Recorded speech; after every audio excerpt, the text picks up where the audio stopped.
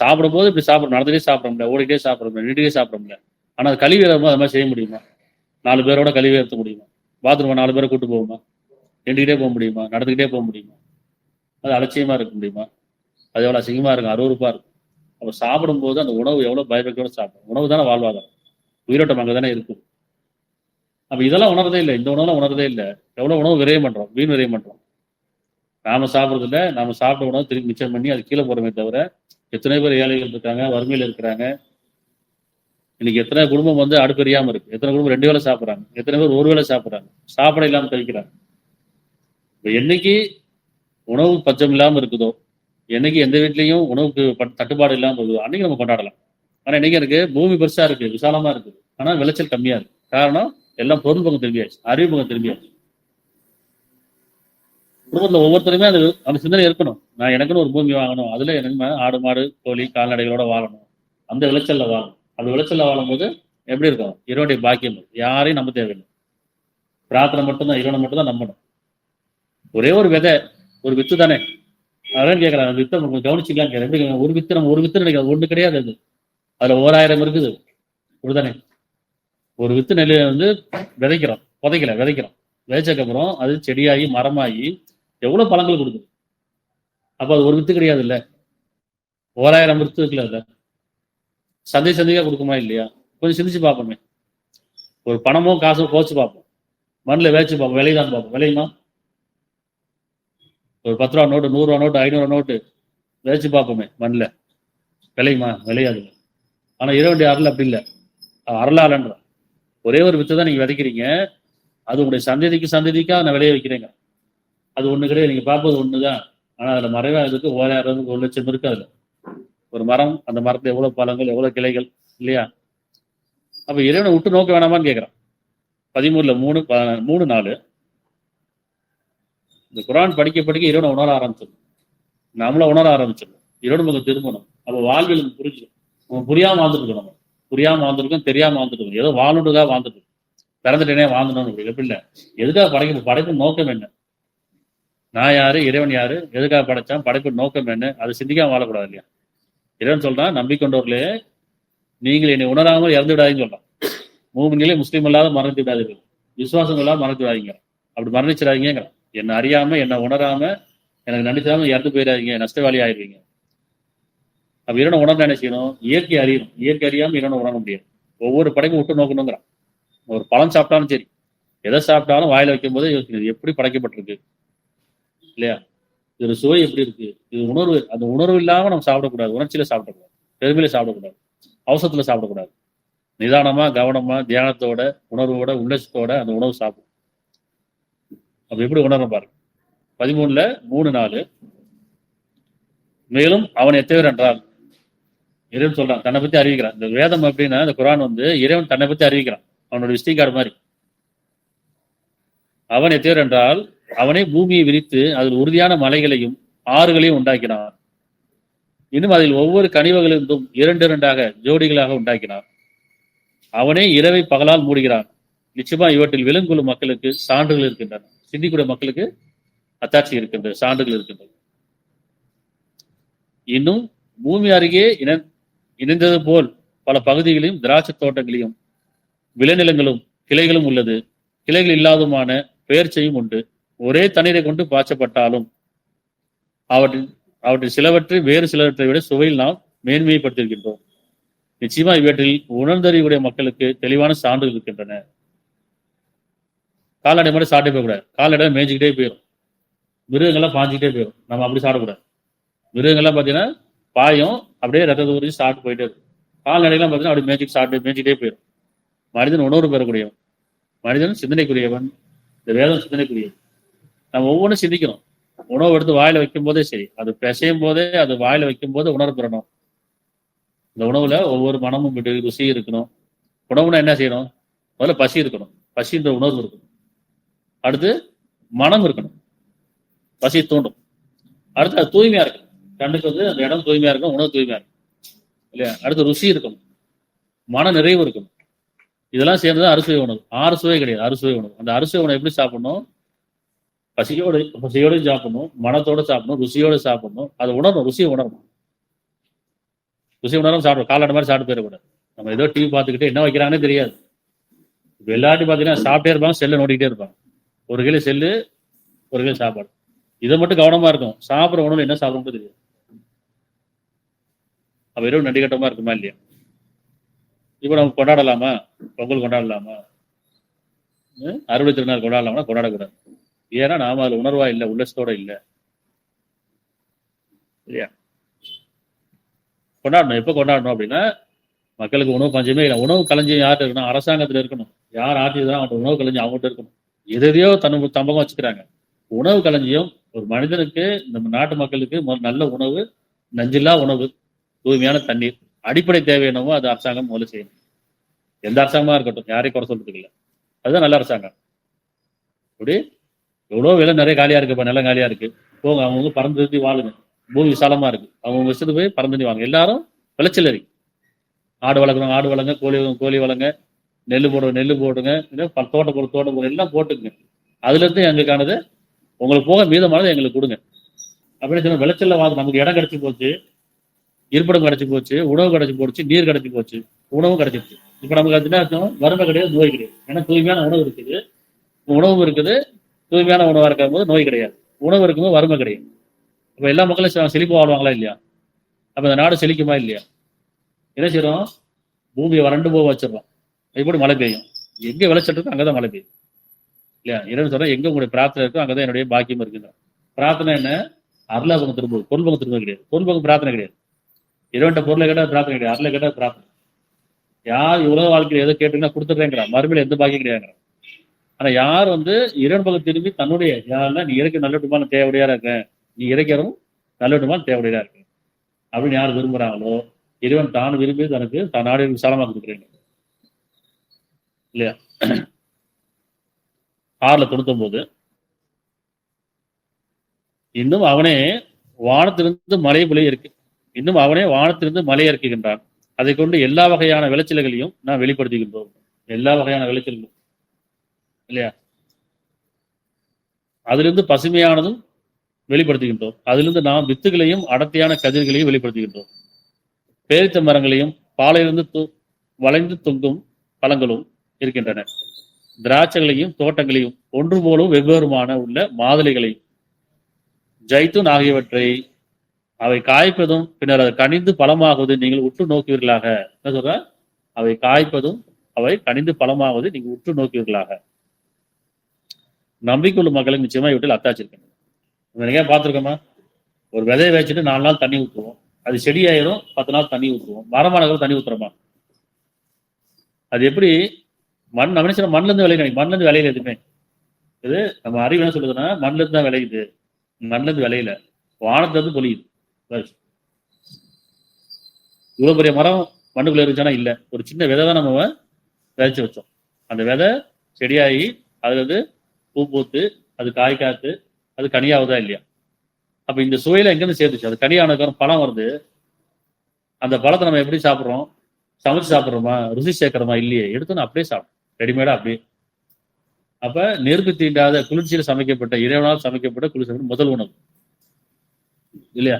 தூய்மையான உணவு, மேன்மையான உணவு. அடுத்து தானியங்கள், அடுத்து கால்நடைகள், அடுத்து கடல் மீன். இந்த 4 வகையான உணவு சொல்றாங்க. உணவு 49:9 பூமியை 2 நாட்களில் படைத்தவனை நிராகரித்து, பூமியை 2 நாட்களில் படைத்தவன் நிராகரித்து அவனுக்கு இணைகளை நிச்சயமா நீங்கள் தானே ஏற்படுத்துவீர்கள். அவன் அகிலத்தாருக்கெல்லாம் இறைவன் என்று கூறுகிறார்கள். பூமி 2 நாட்கள், 2 நாட்கள் தேவையில்லை அவனுக்கு, 2 காலங்கள். இப்படி இறைவன் படைக்கணும்னா ஆகுன்ற மாதிரி படைச்சிருவான். அவனுக்கு காலமே தேவையில்லை, நேரம் தேவையில்லை. அவன் சொல்லுவதெல்லாம் ஆக என்று ஆகிடும். ஆனா என்ன சொல்றான்? 2 காலம் எப்படி சிந்திக்கணும்னு சொன்னா, இரவு பகலா படைச்சிருக்கான். பூமியை இரவு பகல் படைச்சிருக்கான், நீர் நிலமா படைச்சிருக்கான், நீர் நிலத்தோட படைச்சிருக்கான் இல்லையா? அவனை நிராகரித்து அவனை இணையிலே ஏற்படுத்திருக்கலான்னு கேட்கறான். இந்த வானத்தை நீங்க படைச்சீங்களா? நீங்க படைக்கலையே. பூமி நீங்க படைச்சீங்களா? நீங்க படைக்கலையே. நீர் நிலம் நீங்க படைச்சீங்களா? படைக்கலையே. நீங்க அவனுக்கு இணைய ஏற்படுத்துறீங்க. எதை? இந்த வானத்தையும் பூமியும் சூரியனையும் சந்திரனையும் அதை வணங்கிட்டு இருக்கீங்க. இதெல்லாம் நான் தான் படைச்சேன் அவங்களுக்கு. அதே மாதிரி அவனே அதன் மேல் இருந்து உறுதியான மலைகளையும் அமைத்தான். எது மேல? பூமியின் மேல. பூமி அசையாது இருக்கும் பொருட்டு, உங்களோட சேர்ந்து பூமி ஆடாது இருக்கும் பொருட்டு உறுதியான மலைகளை அமைத்தான். அதன் மீது பாக்கியங்களையும் பொழிந்தான். இன்னும் அதில் அவற்றில் உணவுகளை 4 நாட்டில் சீரமைத்தான். 4 காலங்கள்ல 4 நாட்கள், 4 காலங்களில் சேரும். சிந்தி துணரக்கூடியவர்களுக்காக அப்படிங்க. இங்க 4 நாட்கள் தேவை, 4 நாட்கள் கிடையாது, 4 காலம் கிடையாது. பருவகாலம் 6, உணவு 4 வகையான உணவு. இது ஒண்ணு வானத்து உணவு எப்படின்னா பழங்கள், 2வது தானியம் காய்கறி எல்லாம் மண்ணில் விளையக்கூடியது, அடுத்து கால்நடை, அடுத்து கடல் வாழ், கடல் மாமிசம், மீன் இதெல்லாம் சாப்பிடுறோமா இல்லையா? அப்ப 4 வகையான உணவு படைச்சிருக்கேங்க நம்ம.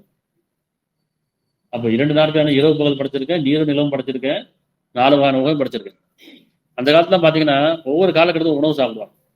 பருவ காலம் இருக்கு இல்லையா? குளிர்காலங்கள்ல ஒரு உணவு சாப்பிடுவாங்க, கோடை காலங்கள் உணவு சாப்பிடுவாங்க. அப்படிதான் இறைவன் படைச்சிருக்கான். அன்னைக்கு அப்படி கிடையாது. எல்லா காலங்களும் என்ன உணவு வேணும்னு நினைக்கணும். எல்லா காலங்களையும் எல்லா உணவு வேணும்னு சொல்லி என்ன செய்யணும், அப்படியே மரபணு மாற்றம் மாறிடுச்சு. அதனாலதான் இன்னைக்கு நம்ம நோயிலையும் வறுமையிலையும் கிடக்கும். நோய்க்கு காரணம் என்ன? அந்தந்த காலகட்டங்கள்ல கோடை காலம் என்ன உணவோ அதை சாப்பிடணும், குளிர்காலம் என்ன உணவோ அதை சாப்பிடணும் இல்லையா? அப்ப 6 காலங்கள் இருக்கு பருவ காலங்கள். சிலை உதிர் காலம், இணைவெளி காலம், 3 மணி காலம், பின்காலம், இப்படி 6 காலம் இருக்கு. அந்த காலத்துல தான் பக்குவமா இருந்தாங்க. அப்போ அறிவு அதிகமா தீண்டல, ஞானத்தோட வாழ்ந்தாங்க, சிந்தனையோட வாழ்ந்தாங்க. ஒவ்வொன்றும் சிந்திக்க ஆரம்பிச்சாங்க. நிதானம், கவனம், தியானம் அந்த காலத்துல இருந்துச்சு. இன்னைக்கு தியானம் இல்லை, நிதானம் இல்லை, கவனம் இல்லை, அறிவு துரத்திக்கிட்டே போகுது. ஏன்னா அருளை விட்டு பொருள்வாங்க திரும்பிட்டோம். அருளாதத்தை விட்டு பொருள்வாங்க, வாழ்வாதாரம் பொருளாதாரம் நினைச்சிட்டோம். அதனால சரி இதெல்லாம் மறந்தாச்சு. இப்போ எல்லா காலங்களிலும் அறிவு வளர்த்து போச்சு. எல்லா காலம் எல்லா உணவு வேணும், எல்லா விளைச்சல் வேணும்.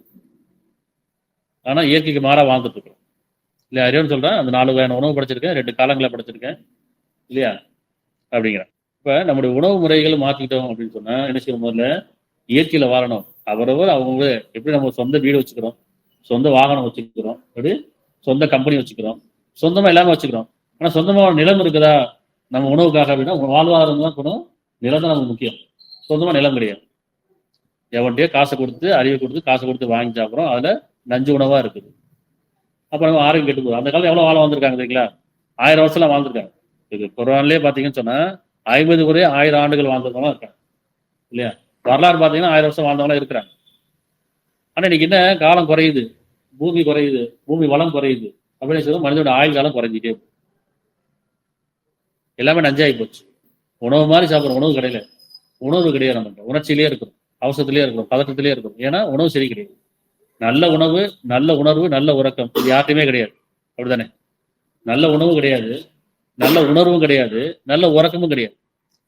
இன்னைக்கு பொருட்பக்கம் தின்னதுக்கு அப்புறம் நைட்டு 11 மணி 12 மணி வியாபாரத்தும் தொழில் பொழுதுபோக்குன்னு போயிட்டு நைட்டு படுக்குது 11 12 பாக்கியத்தை இழந்துடும், இரவு பாக்கியத்தை இழந்துட்டோம். நல்ல உணர்வு கிடையாது. ஏன்னா எப்ப பார்த்தாலும் போட்டி போறாம, பொருளடிப்பில் வாழாம அப்படித்தானே இருக்கு. போட்டி போறாம, குணக்கேடுகள், நான் நல்லா இருக்கணும் ஆனா மற்றவங்க நல்லா இருக்கணும், நான் மட்டும் நல்லா இருக்கணும், எல்லாருமே அப்படித்தான், நான் மட்டும் நல்லா இருக்கும், என் குடும்பம் நல்லா இருக்கும், அவ்வளவுதான். அப்படிதானே? ஒரு வியாபாரம் பண்றோம்னு சொன்னா அதுல லாபமும் கலப்படமும் இடமோசம் செஞ்சா நான் நல்லா இருக்கணும்னு அர்த்தம். எல்லாரும் நல்லா இருக்கணும், அந்த கலப்படம் இருக்கக்கூடாது, இடமோசம் செய்யக்கூடாது. ஏன்னா அந்த மாதிரி நம்ம என்ன செய்யணும், நான் நல்லா இருக்கணும் மட்டும் ஒவ்வொருத்தரும் சுயநலமா வாழ்ந்துட்டு இருக்கோம். அப்ப குணக்கேடுகள் ஆகி போச்சு. உணர்வு, நல்ல உணர்வு கிடையாது, நல்ல உணவும் கிடையாது, நல்ல உறக்கமும் கிடையாது. கால்நடை கூட மிருகம் கூட நல்ல உணர்வோட வாழுது. அதெல்லாம் பாத்தீங்கன்னா கால்நடைலாம் ஒரு 6 மணி ஆச்சுன்னா, சூரிய அஸ்தமாச்சுன்னா அது இறை தேட போனா திரும்பி வந்துடும், அதோட இருப்பிடத்துக்கு வந்துடும். அப்படித்தானே? சூரிய அஸ்தமானாலே இருட்டாச்சுனாலே எல்லாம் அது இருப்பிடத்துக்கு வந்துடும். பறவைகளும் சரி, கால்நடையும் சரி, மிருகம் எல்லாம் போயிடும். ஆனா மனிதன் மட்டும் என்ன செய்யறான், அதை தாண்டி வாழ்ந்துட்டு. அப்புறம் வாழ்வியல் மாறி போச்சு, வாழ்வியல் தொலைச்சிட்டோம். வாழ்வாரன்ற பேர்ல அருளாத விட்டு பொருளாதாரம் திரும்பினால நம்ம இறைவனை மறந்துட்டோம், மனசாட்சியை மறுத்துட்டோம், வேதத்தை மறந்துட்டோம், உணர்வு எழுந்து வாழ்ந்துட்டோம், உணர்ச்சியிலேயே வாழ்ந்துட்டோம். இதுதான் கொண்டாட்டமா இருக்கு. இதை மறக்கதான் கொண்டாட்டமே கொண்டாந்துட்டாங்க. இதெல்லாம் நீங்க மறந்துட்டோம், இறைவனை மறந்துட்டோம், இது மனசாட்சியை மறந்துட்டோம், நியாய உணர்வு எழுந்துட்டோம். அப்போ ஒரு கொண்டாட்டம், வேடிக்கை, விளையாட்டு, இந்த உலக வாழ்க்கை வீடு விளையாட்டு மட்டும் வேறு இல்லைங்க. ஆனா உங்களை வீடு விளையாட்டுக்கு நான் படைக்கலைங்க. வேதனை சொல்லுது, இந்த உலக வாழ்க்கை வீடு விளையாட்டு மட்டும் வேறு இல்லை அப்படின்னு அர்த்தம். போட்டியும் போறாம தான், வீணானதுதான். நீங்க பிறர் பார்த்து வாழணும், இல்லை பிறர் பார்க்க வச்சு வாழணும். ஆனா இறைவன் சொல்றேன், நான் உங்களுக்கு வீட்டுக்கு விளையாட்டுக்கு படைக்கல. என்னுடைய படைப்பு நோக்கம் ஒன்று இருக்கு. எனக்கு கேட்டிருக்குமா இறைவன்ட்ட பிரார்த்தனை பண்ணிருக்குமா? இறைவனை எதுக்கு என்னை படைச்ச? படைப்பின் நோக்கம் என்ன? உன்னுடைய நோக்கத்தை என்னை வாழவை, என் போக்கில் என்னை விட்டுறாத. கேட்டோமா நம்ம? அப்படி கேட்க மாட்டோம். பிரார்த்தனை பேர்ல என்ன கேட்கிறோம்? பொருளை கொடு, அறிவை கொடு, சொத்தை கொடு, சுகத்தை கொடு, தான் கேட்கணுமே தவிர மன அமைதி கொடு, ஆறுதலை கொடு, உனக்கு பொருத்தமா வாழவை கேட்டிருக்குமா? இல்லை. எப்பயுமே அடுத்தவங்க நான் வாழ்ந்து காட்டணும், நான் வாழ்ந்து பார்க்கணும். இறைவன் வாழ வச்சுட்டு இருக்கான், அவனுக்காக வாழணும். என்னுடைய வாழ்வும் மரணமும் தொழுகையும் குர்பானியும் அல்லாஹ்க்கே உரியது. இதுதான் இறைவன் உடன்படிக்கை. என்னுடைய வாழ்வு நான் இறைவனுக்காக வாழ்றேன், என்னை படைச்சனுக்காக வாழ்றேன். என்னுடைய மரணம் அவனுக்குரியதாக இருக்கணும். என்ன சொல்றோம்? நான் யாருக்காக வாழ்றேன்? என் மனைவிக்காக வாழ்றேன், என் பிள்ளைக்காக வாழ்றேன், என் கணவனுக்காக வாழ்றேன், என்ன உறவுக்காக வாழ்றேன், நட்புக்காக வாழ்றேன், அல்ல பொருளுக்காக வாழ்றேன். வாழ்வின் நோக்கம் என்ன? என்னை யார் படைச்சானோ அவனுக்காக நான் வாழ்றேன். இதெல்லாம் சோதனையா கொடுக்கப்பட்டதுதான். அப்ப என்னுடைய வாழ்வும் என்னுடைய மரணமும் என்னுடைய தொழுகையும், அதான் என்னுடைய இறை வழிபாடும், இறைவனை வழிபடக்கூடியதும், என்னுடைய தியாகமும். இந்த உலகத்தை நான் எதெல்லாம் தியாகம் பண்ணணும்? இந்த உலக வாழ்க்கையில பெருமையிலிருந்து குணக்கேடிலிருந்து தியாகம் பண்ணி, பொருளை தியாகம் பண்ணி, பற்றட்டவனாக அந்த தியாகம் அப்படி வாழக்கூடியவதான் இறைவனை சார்ந்து வாழக்கூடிய அர்த்தம். இறைவன் சொல்றா, நான் உங்களுக்கு பாக்கியங்களை வாழ வச்சுட்டு இருக்கேன். வானம் ஒளி பூமி வெளியே. நமக்கான ஒரு விவசாய நிலம், ஒரு நிலம் இருக்குது. அங்க தூய்மையான காற்றா இருக்கும், தூய்மையான மனநிலை அமைதி இருக்கும், நல்ல தண்ணீர் இருக்கும், நல்ல உணவு இருக்கும். இவ்வளவுதான் வாழ்க்கை, வேற ஒன்றும் கிடையாது. ஒரு விருந்தாளியா வந்திருக்கோம், விருந்தாளியா வாழணுமா இல்லையா? நம்ம என்ன சொல்ல, வாழ்ந்த நோக்கத்தையும் மறந்துட்டோம், வந்த நோக்கத்தையும் மறந்துட்டோம். நம்ம வாழ்வு நோக்கம் வேற மாதிரி இருக்கு. சரியா? 6:141 வேதம் மனித வாழ்வியலை காட்டுது. எப்படி வாழணும், இயற்கையா வாழணும், எப்படி உங்களை படைச்சிருக்கேன், உங்களுக்கான உணவு தேவைகளை படைச்சிருக்கேன், எல்லாத்தையுமே வேதம் சொல்லுது. 6:141 பந்தல்களில் படர்விடப்பட்ட செடிகளும், பந்தலில் பரவிடப்பட்ட கொடிகளும், பரவிடப்படாத செடிகளும், பேர்த்த மரங்களும் உள்ள சோலைகளும், புசிக்கத்தக்கதும் விவிதமான ஒன்று போலும் வெவ்வேறுமான தோற்றமளிக்கூடிய காய்கறி தானியங்கள், ஜெய்தூன் மாதலை போன்ற அவனே படைத்தான். ஆகவே அவை பயனளித்தால் அவற்றிலிருந்து புசியுங்கள். என்ன சொல்ல? இவ்வளவு நான் படைச்சிருக்கேன், உங்களுக்கு யாருக்கு என்ன விருப்பம் இருக்கோ அதை புசிங்க. பயனளித்தால் உண்ணுங்கள்.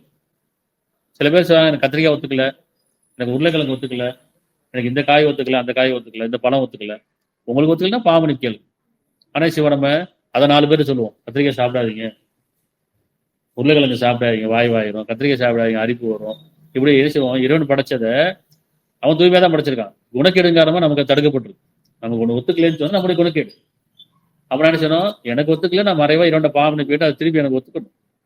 பயனளித்தால் ஒண்ணுங்கிறான். என்ன செய்யறோம்? 4 பேருக்கு சொல்லிடுவோம், இது சாப்பிடாங்க, எல்லாம் தடுத்துருவோம். அது இறைவனுக்கு தான் நம்ம செய்யக்கூடிய செயல். ஏன்னா அவங்களுடைய குணம் நல்லா இருக்கும், அவங்களுக்கு ஒத்துக்கும். எத்தனை பேர் உருளைகள் ஒத்துக்குது? 4 பேர் வீட்டுல இருக்காங்க, 4 பேருக்கு ஒத்துக்கல, 3 பேருக்கு ஒத்துக்கு, ஒருத்தருக்கு தான் ஒத்துக்கல. அதுல தவறு, அதுல தப்பு இருந்துச்சுன்னா, அதுல நோய் இருந்ததுன்னா யாருக்கும் ஒத்துக்கூடாது இல்லையா? ஏன் 3 பேர் நல்லா இருக்கு, ஒருத்தர் மட்டும் ஒத்துக்கல? அப்ப யாருக்கு ஒத்துக்கலையோ இறைவன் சொல்லலாம், பயனளித்தால் உண்ணுங்கள், இல்லைன்னா விட்டுருங்க, பாவனை கேளுங்க இல்லையா? அப்ப அவற்றில் பயனளித்தால் அவற்றிலிருந்து புசியுங்கள். அவருடைய அறுவடை செய்யும் காலத்தில் அதுக்குரிய பாகத்தை விட்டு விடுங்கள். அறுவடை செய்ய காலத்துல எதை நீங்க அறுவடை செய்றீங்களோ அதுல இருந்து வலியோருக்கும் ஏழைகளுக்கும் இருக்கும் உங்களுக்கு தேவை மீதமான செலவு செய்யுங்க. சரியா? வீண் விலை செய்யாதீங்க. அதை உடிச்சு வச்சுக்கிட்டு பதுக்கி வச்சுக்கிட்டு எனக்கு மட்டும்தான் அப்படி இல்லை. கொடுக்கப்பட்டதுல இருந்து உங்களுக்கும் இன்னும் தேவையுள்ளவர்களுக்கும் அடையபடி செய்யுங்க இல்லையா? பாகத்தை அதுக்குரிய பாகத்தை விட்டு விடுங்க, தர்மத்துக்காக விட்டு விடுங்க, நன்மைக்காக விட்டுங்க. வீண் விலை செய்யாதீர்கள். நிச்சயமா அவன் வீண் விலை செய்வதை நேசிப்பதில்லை. எப்படி நேசிக்கிறோம்? வீண்வரையும் என்ன? இப்போ அந்த காய்கறி பழம் இருக்கு, உணவா இருந்துச்சுன்னா செய்வோம், மீதமாக கொடுத்துருவோம். ஏன்னா அது கெட்டு போயிரும் தெரியும். அதே பணம் சம்பாரிச்சு வச்சிருக்கோம் இல்லையா, அது கொடுக்க மாட்டோம். மனசு வருமா? வராது. ஏன்னா எவ்வளவு காலம் வந்தாலும் அது கெட்டு போவாது. மனம் கெட்டு போவோம், குணம் கெட்டு போவோம். ஆனா அந்த பேப்பராகவே இருக்கும். அப்படித்தானே? அவர் பேங்க்லயோ லாக்கர்லயோ, ஏன் சொல்ல போனா பூமியில போச்சு வச்சவங்களா இருக்காங்கல்ல அந்த காலத்துல, இன்னும் தோண்டி எடுக்கிறாங்கல்ல பொருளை, இன்னும் பொருளை நகைகள்லாம் எடுக்கிறாங்க இல்லையா, பொற்காசுகள் எடுக்கிறாங்க இல்லையா. அப்ப அவ்வளவு போச்சு வச்சுட்டாங்க. தானும் வாழாம பிறகு கொடுக்காம போச்சு வச்சுட்டு போயிருக்கிறாங்க. ஆனா விளைஞ்சதெல்லாம் போச்சு வைக்க முடியுமா? நான் பழங்களை போச்சு வச்சிடறேன், நெல்லை போச்சு வச்சிடறேன், தானியத்தை போச்சு வைக்க முடியுமா? போச்சு வைக்க முடியாது. ஏன்னா அது மண்ணோட மண்ணா போயிருக்கு தெரியும். அப்ப இது மண்ணோட மண்ணா போவாது. மண்ணு கூட சாப்பிடாது. அது இந்த பொருளை மண்ணு கூட சாப்பிட மாட்டேங்குது. சரியா? ஆனா அதனே சரி அனுசுறான், நீங்க உணவா இருந்ததுன்னா மற்றவங்க கொடுக்கலாம், மனம் தாராளமாகும், மன விசாலமாகும், அதுல இறக்கம் இருக்கு, கருணை இருக்கு, மனிதர் குணம் இருக்கு, 2 பாக்கியம் வரணும். ஆனா பொருள் ஆச்சுன்னா கருவி தரும். நான் கொடுக்க மாட்டேன், நானும் வாழ மாட்டேன், மற்றவங்களுக்கு கொடுக்க மாட்டேன், அது சேர்த்து வச்சுக்கிட்டே இருக்கு. பொருளை அளவு கூட நேசிக்கிட்டே இருக்கீங்க, பொருளை அளவு கூட நேசிக்கிட்டே இருக்கீங்க. அது பொருள் வாழ்க்கை இல்லை. வாழ்க்கைக்கு பொருள் தேவைதான், ஆனா பொருளே வாழ்க்கையாது. வாழ்க்கைக்கு அறிவு தேவைதான், அறிவே வாழ்க்கையாகாது. அப்ப எது வாழ்க்கைக்குரியது அப்படின்னா அருளாதாரம். வாக்கியங்களை வாழணும். சரியா? இன்னைக்கு பாருங்க, நெல்லாம் விளைச்சு மூட்டை மூட்டை எங்க இருக்கு? எல்லாம் புழு பூத்து போய் அப்படியே குடோன்ல கிடக்குது. அப்ப அதை கவர்மெண்ட் என்ன செய்யணும்? இந்த மற்றவங்களும் கொடுக்காம அவங்களும் பாருங்க, கவர்மெண்ட் பாருங்க குடோன்ல போட்டு வச்சிருக்காங்க. மழை காலத்துல செய்து அது மேல புல்லு முளைச்சிருச்சு, புழு பூத்துருச்சு. ஆனா மக்களுக்கு போய் சேர கடை. இப்படிதானே? அப்ப அரசாங்கமே அப்படிதான் இருக்கு, தனி மனிதன் அப்படிதான் இருக்கு, அரசாங்கம் அப்படிதான் இருக்கு. அதையே விரயம் பண்ணணும், அதையே வீணடிக்கணும், அதையே குப்பையில கொட்டணும், கடல்ல கொட்டணும். இந்த மக்களுக்கு கொடுக்கலாங்க. வறுமை ஒழியுமா இல்லையா? அப்ப வறுமை இல்லாத ஒரு நாடு வேணும், கையேந்தாத ஒரு நாடு வேணும், இப்படி பசி இல்லாத ஒரு நாடு இருக்கணும். அந்த நாடு தான் நல்ல நாடா இருக்கு, அந்த அரசாங்கம் நல்ல அரசாங்கமா இருக்கு. எந்த நாட்டுல வந்து பசியும் இருக்குது, வறுமையும் இருக்குது, திருட்டு இருக்குது, பொய் இருக்குது, தவறு இருக்குது அப்படின்னு சொன்னா அங்க அந்த அரசாங்கம், அந்த அந்த ஆள்றவங்க சரியில்லை. அப்படிதானே? எதுக்காக திருடுறோம், எதுக்காக பொய் சொல்றோம்? உணவுக்காக தானே. அது நாளடைவில் என்ன செய்ய, அதே கொள்ளடிக்க ஆரம்பிச்சிடறாங்க. உணவு கொள்ளடிக்க முடியுமா? பணத்தை கொள்ளடிக்கிற. இதுதானே? உணவு சேர்த்து வைக்க முடியுமா? பணத்தை சேர்த்து வைக்கிறோம். எதை நம்ம சேர்த்து வைக்கிறோம் அதை கொள்ளடிக்கிறோம், அதான் திருடுறாங்க. உணவு யாராவது திருடுறாங்களா? பசிக்கு திருடுவாங்க, ஆனா அவனதான் பெரிய குற்றம் பிடிக்கிறான். அதனால மனிதன் உணவு பக்கமே. உணவு தான் நம்முடைய பாக்கியம், உணவு தான் நம்முடைய பிரதானம், அதுதான் நம்முடைய வாழ்வியல். அதுல அழகேசலோட யார்? உங்கள் அழகேசலோட யார் என்று சோதனைக்காக படைச்சிருக்காங்க. 10:31. உங்களுக்கு வானத்திலிருந்தும் பூமியிலிருந்தும் உணவளிப்பவன் யார்? இவன் கேட்கிறான், நம்மள்ட்ட கேட்கிறான். உங்களுக்கு வானத்திலிருந்தும் பூமியிலிருந்தும் உணவளிப்பவன் யார்? வானம் பொழிய வச்சு பூமி விளைய வைக்கிறது யாருன்னு கேட்கிறான். அல்லது செவிப்புலன்கள் மீதும் பார்வை மீதும் சக்தி உடையவன் யார்? மேலும் இறந்தவரிலிருந்து உயிருள்ளவற்றையும் உயிரிலிருந்து இறந்தவற்றையும் வெளிப்படுத்துவன் யார்? இன்னும் காரியங்களை திட்டமிடுவன் யார் என்று நீ கேளும். என்ன சொல்லுவான்? கடவுள் ஒருத்தர் இருக்கான், கடவுள் தான் எல்லாம் செய்யறான் சொல்லுவோமா இல்லையா? யார் படைச்சானா? கடவுள் தான் படைச்சான். இந்த வானத்தை யார் படைச்சா? கடவுள் தான் படைச்சான். பூமி யார் படைச்சா? கடவுள் தான் படைச்சான். உங்களை யார் படைச்சா? கடவுள் தான். எல்லாம் கடவுள் தான் படைச்சான்னு தெரியுதா இல்லையா? அப்ப என்ன சொல்றேன்? யார் என்று கேளு. உடனே அவர்கள் அல்லாஹ் என்று பதிலளிப்பார்கள். கடவுள் தான் சொல்லுவாங்க. என்ன சொல்லுவாங்க? அல்லாஹ் தான் சொல்லுவாங்க. அவ்வாறாய் நீங்கள் பயபக்தியில் இருக்க வேண்டாமா கேட்கலாம். அப்படியே நீங்க இறைவன் பயபக்தியோடு இருக்க வேண்டாமா? கடவுள் தான் தெரியுது இல்ல, உங்களை படைச்சவன் கடவுள் தெரியுது, உங்களுக்காக படைச்சவன் கடவுள் தெரியுது. அப்ப அந்த கடவுள்கிட்ட பயபக்தியோடு இருக்க வேண்டாமா? அவனுக்கு நன்றியோடு இருக்க வேண்டாமா? உல்லசத்தோடு இருக்க வேண்டாமா? பணிவோடு இருக்க வேண்டாமா? இறைவன் கேட்கிறோம் இல்லையா? உடனே அவர் அல்லாஹ் என்று பதிலளிப்பார்கள். அவ்வாறாய் நீங்கள் பயபக்தியோடு இருக்க வேண்டாமா என்று கேட்கிறார். 41:37. இரவும் பகலும் சூரியனையும் சந்திரனையும் அவனுடைய படைப்புகளில் உள்ளதாகும். இரவும் பகலும் சூரியனும் சந்திரனும் அவனுடைய படைப்புகளில் உள்ளதாகும். ஆகவே நீங்கள் அல்லாவே அழைப்பவர்களாக இருந்தால், அதாவது கடவுளை நம்புவர்களாக இருந்தால், சூரியனுக்கும் சந்திரனுக்கும் வழிபாடு செய்யாதீர்கள். இவற்றை படைத்தவனாகிய அல்லாவுக்கே பணிந்து விடுங்கள். என்ன செய்வாங்க? கடவுள் நன்றி சொல்லணும்னு தோணுச்சு, எல்லாரும் கடவுள்லாம் மேல இருக்காரு நினைச்சுவோம். முதல்ல இப்பதானே பிரார்த்தனை மனசுக்குள்ள தெரியுது, ஆனா மனசுக்குதான் பிரார்த்தனை. ஆனா செய்வோம், கடவுள் மேல இருக்கா, அப்படி மேல பார்ப்போம். அப்ப கடவுள் நன்றி சொல்லணும் மேல பார்த்தவங்க செய்யறாங்க, சூரியனை பார்க்க ஆரம்பிச்சிட்டாங்க. அப்ப சூரியனை வழிபட ஆரம்பிச்சிட்டாங்க, சூரிய நமஸ்காரம் பண்ண ஆரம்பிச்சிட்டாங்க. இன்னைக்கு சூரியனை சந்திரனை வழிபட்டு இருக்காங்களா இல்லையா? பொங்கல் கொண்டாடுறோம், என்ன செய்யறோம்? இறைவன் வானம் மொழி வச்சா பூமி விளைஞ்சு, அது விளைச்சல் உண்டாயிடுச்சு. அந்த விளைச்சலை வச்சு இறைவனுக்கு படைக்கிறது, படையில வைக்கிறேன் அப்படின்னு சொல்லிட்டு, கடவுளுக்கு படையில வைக்கிறேன்னு சொல்லிட்டு, அந்த கடவுள் யார் அப்படின்னு சொன்னா மேல பார்த்த நேரம் அது சூரியனை பார்த்துட்டாங்க. இப்ப சூரியனை வழிபட ஆரம்பிச்சிட்டாங்க. அது சொல்றேன், சூரியனையும் சந்திரனையும் நான் தான் படைச்சேங்கிறேன். ஆகவே நீங்க அல்லாவே அழைப்பவர்களாக இருந்தால், கடவுளை நம்புவர்களாக இருந்தால், சூரியனுக்கும் சந்திரனுக்கும் வழிபாடு செய்யாதீர்கள். இவற்றை படைத்தனாகிய அல்லாவுக்கே பணிந்து விடுங்கள். இல்லையா? இங்கதான் பொங்கல். எல்லா ஊர்லயும் எல்லா நாடு மற்ற எல்லா நாடுகளையும் சங்கராந்தின்னு சொல்லுவாங்க. இங்க வந்து அறுவடை திருநாள், உழவு திருநாள் எல்லா நாடும், ஆந்திராவாகட்டும் கர்நாடகா எல்லா நாட்டிலையுமே வச்சுறாங்க. எல்லா தேசத்துலையுமே சங்கராந்தி அப்படி கொண்டாடுறாங்க, எல்லாமே கொண்டாடுறாங்க. எல்லாருமே அந்த உணவு களஞ்சியம் எல்லாருக்கும் தெரியுது, நன்றி செலுத்தணும் தெரியுது. நன்றி செலுத்த தெரியல, அவ்வளவுதான். நன்றி செலுத்தணும் தெரியுது, மனசு சொல்லுது, மனசாட்சி சொல்லுது. ஆனா நன்றி செலுத்த தெரியல. கடவுளுக்கு ஏதாவது செய்யணும்னு நினைச்சு கடவுளை செஞ்சு கடவுளை வழிபட்டோம், கடவுளுக்கு படைச்சு கடவுளை படைக்க ஆரம்பிச்சோம். இது எல்லாமே இறைவனுக்கு நன்றிகள் தான் இருக்கு. அதனால இறைவனுக்கு நன்றியோட இருக்குன்னு செய்யணும், கொடுத்ததுக்கு நன்றியோடு இருக்கீங்க. அவ எதை கொடுத்தாலும் அதுக்கு நன்றியோடு இருக்கீங்க, உலகத்தோடு இருக்கீங்க, இயற்கையோட வாழுங்க, இணை வச்சு வாழாதீங்க. பொருள் இல்லை வாழ்க்கை, அருள் தான் வாழ்க்கை. மனிதனுடைய வாழ்வாதாரன்றது அருளாதாரம், பொருளாதாரம் கிடையாது. அதெல்லாம் புரிஞ்சுக்கணும். நம்ம பொருளாதார பக்கம் போயிட்டு இருக்கோம், ஆனா எது ஒன்றுமே நமக்கு பயன் தரதே கிடையாது. பொருள் இருக்கும் ஆனா பயன் தராது. அப்புறம் அருள்ல பொருள் இருக்கு, ஆனா பொருள் அருள் இருக்காது. மனசுல அமைதி நிம்மதி இருக்காது, கவலை பயம் இருந்துகிட்டே இருக்காங்கல்ல. 4 தலைமுறைக்கு சொத்து சேர்த்தாலும் இன்னும் கவலை இருக்குதானே செய்யுது.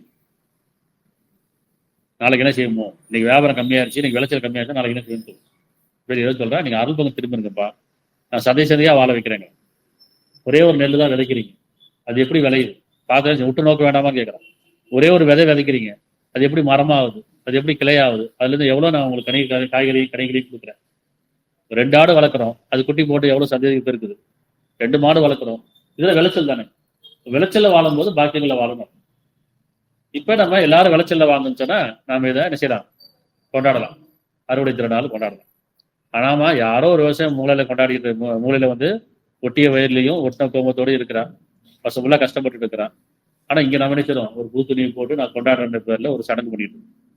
ஒவ்வொருத்தருமே உணவு பகுத்து இருக்கணும், அறிவு பகுத்து இருக்கணும், அறிவை விட்டுட்டு உணவு பகுத்து இருக்கணும், உணர்வு பகுத்து இருக்கணும், உள்ளச்சத்து பகுத்து இருக்கணும். அதனால இப்ப 2021 மனிதர்களே, உங்களையும் உங்கள் முன்னோரையும் படைத்த உங்கள் இறைவனையே அலையுங்கள். உங்களையும் உங்கள் முன்னோரையும் படைத்த இறைவனை, முன்னோரையும் மூதாதையும் வணங்காதீங்க. முன்னோரையும் மூதாதையும் வணங்கி வணங்கி தான் சடங்காகி போச்சு. அதுதான் பல தெய்வங்களாகி போச்சு. கடவுள் ஒருத்தான் எல்லாருக்கும் தெரியும். யாரை கடவுள் கடவுள் ஒருத்தான் சொல்லுவாங்க. இன்னும் சொல்ல எல்லா கடவுள் ஒன்றும் சொல்லுவாங்க. எல்லா கடவுள் ஒண்ணு இல்லை, எல்லாத்துக்கும் கடவுள் ஒண்ணுதான்.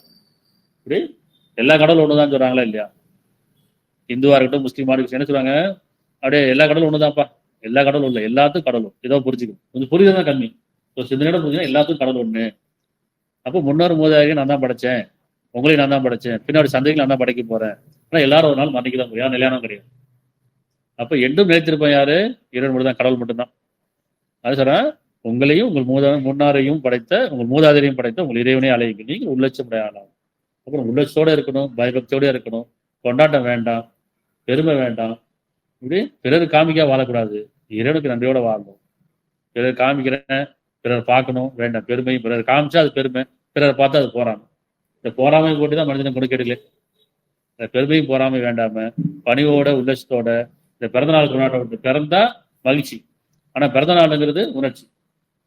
அப்படிதானே?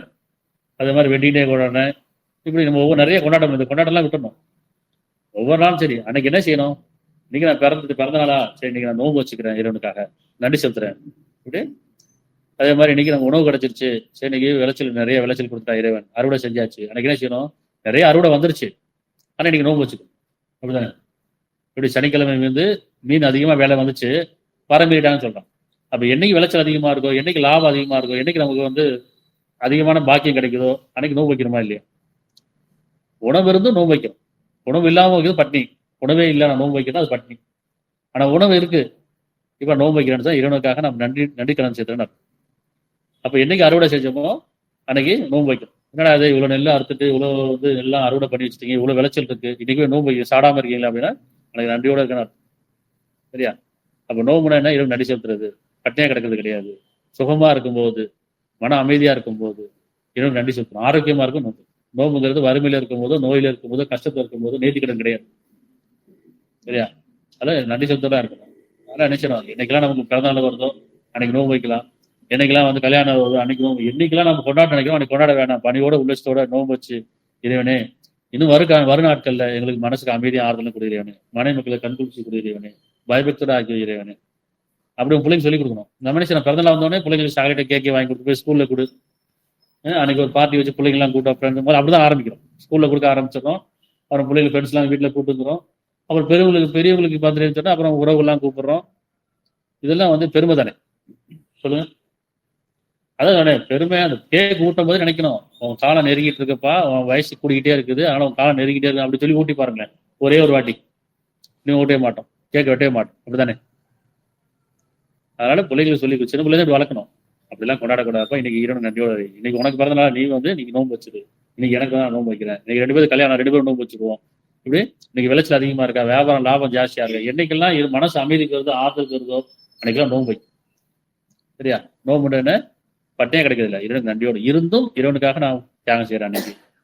அதனால எங்கள் இறைவனே, நாங்கள் ஒரு நன்றியுடையவராகவும் உள்ளட்சமுடையவராகவும் பயபக்தியாளர்களாகவும் நீ எந்த விருப்பத்தை எங்களை படைத்தாய் அந்த நோக்கத்தை எங்களை வாழ வீரவனே, எங்க போக்கில் எங்களை விட்டுவிடாது. நிச்சயமா அந்த உலக வாழ்க்கை வீணும் விளையாட்டு நன்றி வேறில்லை என்பதை நாங்கள் உணர்ந்து கொண்டோம். நீ எங்களை வீணும் விளையாட்டுக்கு படைக்கவில்லை என்பதையும் உணர்ந்து கொண்டோம். எங்கள் மீது இறக்கமும் கருணையும் கொண்டு எங்களை வழிநடத்துவாயாக. நிச்சயமா எங்கள் மீது கருணையாகவும் இறக்க முடியும். எல்லா புகழும் அல்லாஹ்வுக்கே.